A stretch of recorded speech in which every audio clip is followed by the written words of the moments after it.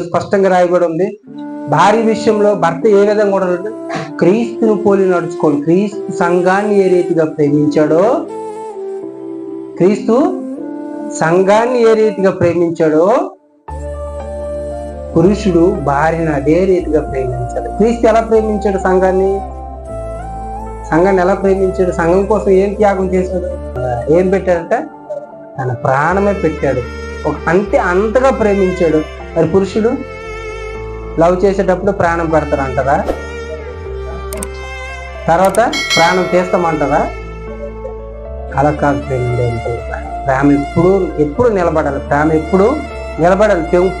ఇంకా పెరుగుతూ ఉండాలి. ప్రేమని ఒకరినొకరు అర్థం చేసుకునే స్థితి నుండి ఎటువంటి స్థితికి అంటే ఒక వృద్ధాప్య స్థితికి వెళ్ళినప్పుడు కూడా ఒకరిని వదిలి ఒకరు ఉండలేని పరిస్థితి తీసుకురావాలి. అది ప్రేమ. త్యాగపూరితంగా ఉండాలి. భార్య అయినా భర్త అయినా.